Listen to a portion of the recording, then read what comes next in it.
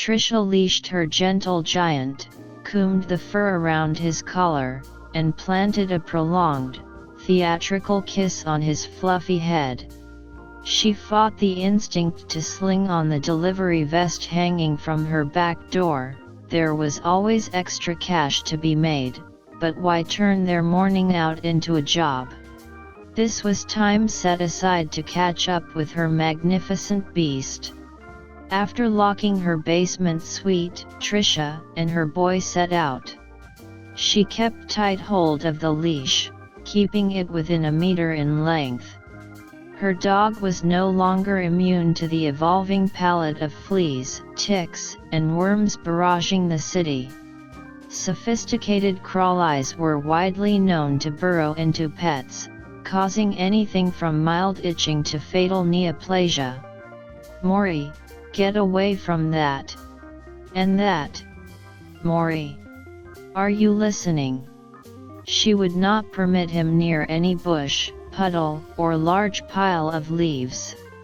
In a determined beeline, she guided Maurice for 40 minutes past the abandoned streets, boarded-up shops, and tent cities. Up the hill they climbed, until they reached an area where street lamps worked reliably and benches had dividers that prevented one from lying down. Ironically, the bright, bustling gentryhood was even harder for Trisha to look at. The cheery business logos ignited the urge to check her watch and feel for the slots in her imaginary vest. Wherever she glanced, the memory of a dozen city shortcuts would beckon, along with the yearning for that familiar notification sound. "No, I am not working. Maurice and I are hanging out." Only when she approached the entrance to O'Cree's did all these stresses wane. Even Maurice felt the tension drop, as if he too could read, "Welcome to O'Cree's neighborhood dog park." It was the largest dog park in the city, offering 10 acres of hedgerows, grass fields, and a myriad of walkways. By some miracle it was still kept a public space, despite being surrounded by affluent homeowners and infallible retail. Here, Trisha loosened her grip on her beloved, allowing him to linger amidst the magnolia and hawthorn trees. There was much smelling to be done and of course, much marking of territory. Flashing pink, the watch on Trisha's wrist tried to reel her thoughts back to work. She quickly turned it on silent. The two of them ambulated past the park's central plaza towards a promising-looking field. A couple of figures leaned against a distant fence, laughing communally. Well, Maurice, look who we got here." It was easy to tell they were technocrats. Monocolored tees, crisp black jeans, and sometimes if it was windy like today acid dye hoodies. She knew a couple of them. It was hard not to, living in the vicinity and constantly checking feeds like she did. The most famous ones had names like Mark, Brent, Zach, or even names trying hard to sound self-made, unique even, but conveniently ignoring the silver spoons that were lodged deep in their throats. They each had a canine, of course, and as Trisha approached, she could deduce their extravagant breeds from her gigs as a dog walker. One of them was a brown-black Azawak, a rare stock. Its tail, although normally curly, appeared artificially coiled to a point of such comical fakeness that it resembled a mattress spring. I hope they didn't hurt it doing that.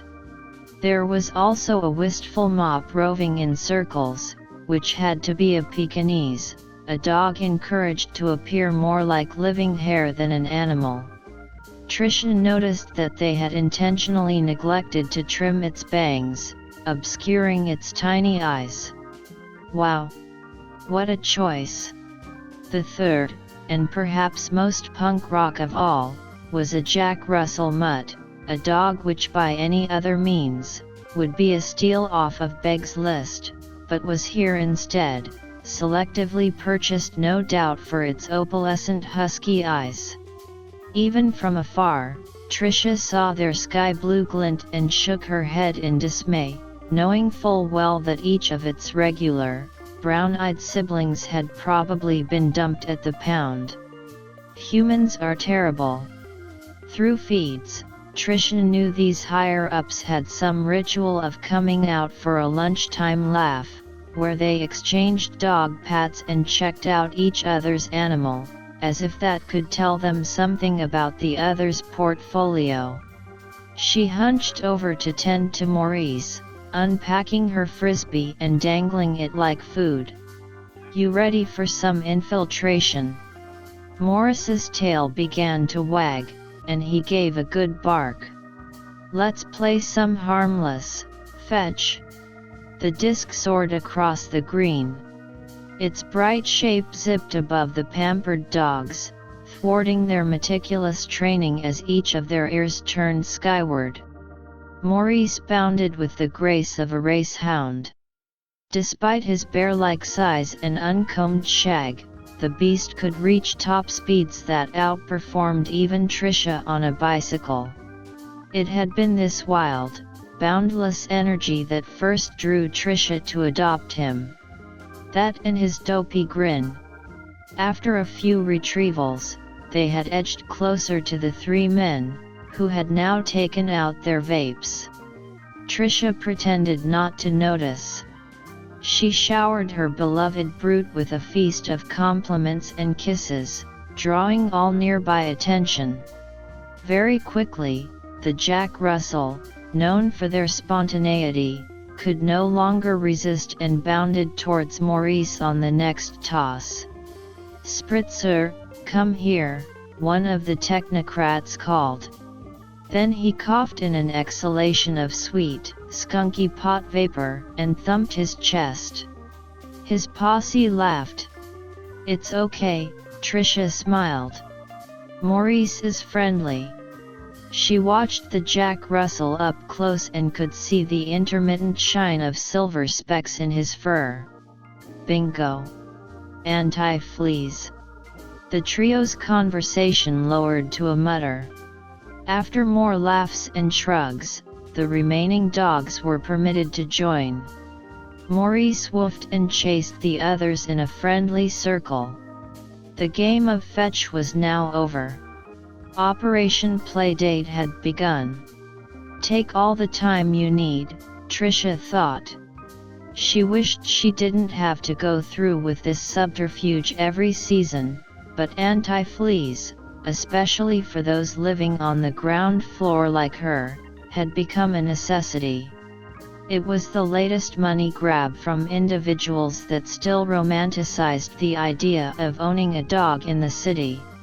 Any owner who wanted their pet to reach half its lifespan would be ignorant not to purchase pet defense fauna each year. Unable to afford the cost herself, Tricia was forced to pilfer the crawly inoculations from those canines more fortunate. She approached the men and pulled out her own vape, a metal, cerulean thing she had obtained as swag from her local bank.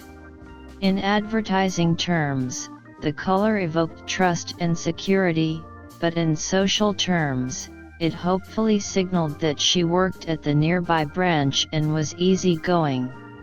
They acknowledged her presence with polite glances and fleeting smiles. They waited to see if she'd say anything for nearly 20 seconds. None of them had the brass to break the ice. Man-children, Tricia thought. Through and through. The boldest of the group eventually lowered his sunglasses. "That's a big girl you've got. What's her name?" Tricia exhaled raspberry vapor. She could have corrected him on her beloved's gender, but it was too early to appear disagreeable. In fact, she thought it would be funny to let him think otherwise. "Oh yes, that's Maury," She's my Chow Chow Samoyed Case Honk Terrier. The three nerds nodded. None challenged the claim.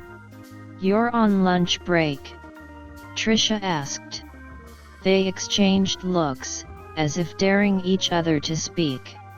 Actually no, we're done for the day. We're at Thoughtcast. The third started saying something incoherent, and then turned away to hide his laugh. Love social media. Trisha lied. I check the feeds each morning. Sunglasses faked a smile. That's what we like to hear. It was a weak joke. More awkwardness passed. You work at Metro Bank? The second least cowardly asked. Trisha drew some more vapor and pointed past the perimeter of trees. I do. At the one on 41st. She looked back at Maury, and could see he was already rolling between the other dogs. Good, steady job, Sunglasses said. You guys handle all my investments.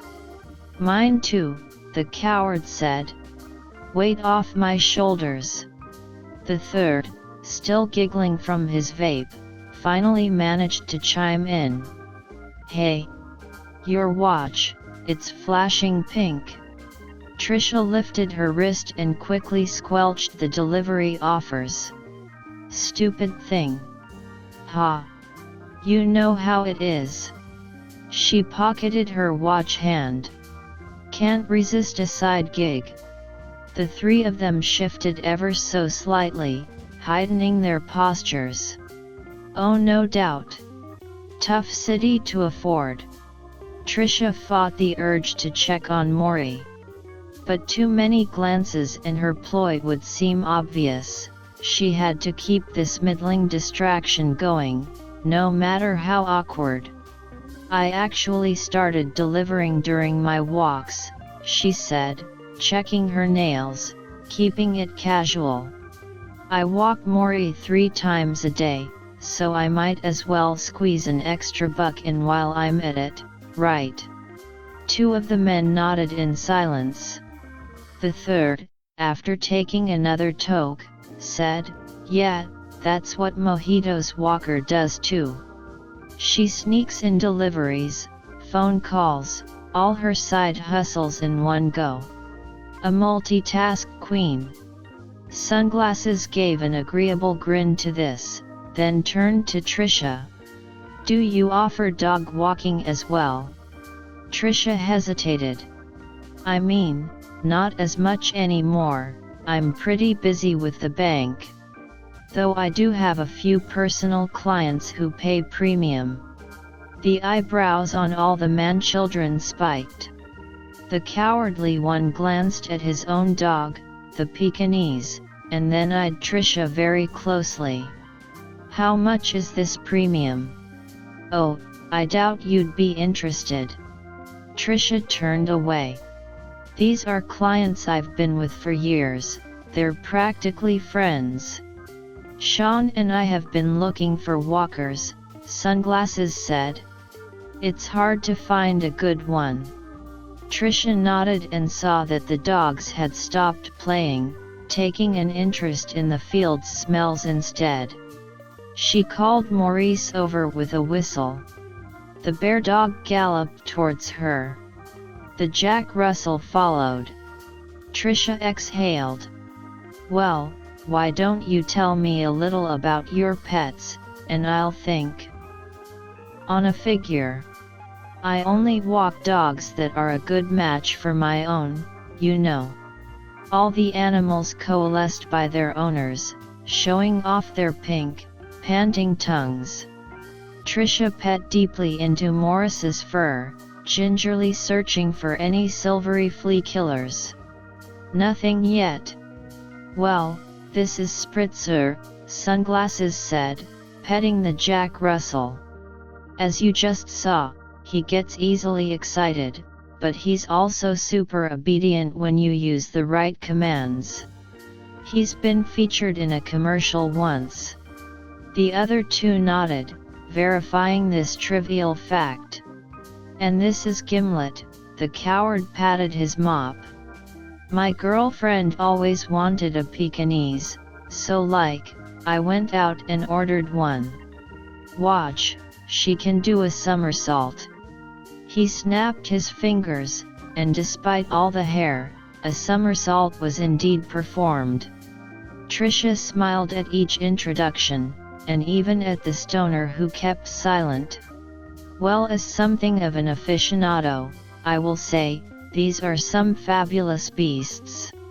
She stroked Spritzer and Gimlet, gently pulling them close against Maurice, making sure their furs brushed against each other. "It seems like they can get along okay. If you want, we can do a trial month." She adjusted her hair and smoothed her shirt. Enacting a mockingly sensual, smoky tone that she used to get delivery tips, Tricia floated a monthly offer that equated to almost half her rent. The stoner laughed. "Are you serious? Mojito's Walker is a tenth of that price. All the more reason to never see me again." Tricia forced a smile. "Well, hold on." Sunglasses raised an arm. "Experience goes a long way. And I'd sooner trust a go-getter my age than one of those older burnouts." The other two raised their brows. "If you're willing to quote lower for the first month, I'd be open to paying a higher price later." He lifted his glasses and offered her his glinting, cheery eyes, as if it was a reward to see his pupils. Must have been the vape, Tricia thought, tucking the metal away. Trustworthy and easygoing. That, and he'll eventually want my number. No question. Tricia bent down to scratch Maurice behind the ears, and detected the faint, sinewy hop of a bug avoiding her fingers. Mission accomplished. All she needed was a single anti-flea. It would replicate. "That sounds good to me." She grinned. "I like your guy's vibe." "That's great," Sunglasses said. "My name is Owen, by the way, spelled Y-N. Trish." They shook hands. The other two watched with mild incredulity. "I can tell you're good just by how well your dog behaves," Owen said. "She totally adores you." "Oh, she totally does," Tricia agreed, still scratching Maurice's head. Without a pause in the scratching, she rolled Maurice over and exposed his naked belly in all its glory, including his glaringly pink, unneutered male genitalia. It flopped side to side. "Yet I've had Maury for 2 years." For the rest of the day, Tricia and her beast hung out by the low hedgerows near the park's exit. It was a great spot because most park goers avoided the growing eyesores of the invasive blackberry vines. They considered it a stain on the park's image, but Tricia didn't care. It just meant she could snack on all the blackberries she wanted while throwing frisbees over the hedgerows. "Go long, Maury. Good boy. Jump. Amazing catch." A few times, His Majesty did fall amidst the bushes, and even tumbled in the dirt, but it didn't matter now. Tricia could see the shining flea guardians proliferating in his tousled coat, fending off any threats. In a similar way, Tricia felt her own worries being deflected by the surrounding greenery. It was the right call, leaving her vest at home, and she had also finally removed her watch. Who cares about time? We're hanging out. There was truly a priceless feeling to being alone in nature, relaxing with your trusted animal. It was something that the distraction economy, and the man-children obsessed with it, could never understand. Trisha popped a large blackberry in her mouth, its sourness oozed down her taste buds. You know, Maury, we ought to adopt you a brother. For when you're home alone while I'm out making runs. Maurice leapt over the hedge bush, damaging it a little. You were getting along pretty nice with that wily Jack Russell. I think he'd have a better time with us, don't you? Maurice came to Trisha's knees, dropped the frisbee from his mouth, and gazed up with that big dopey smile. He gave a good, deep bark.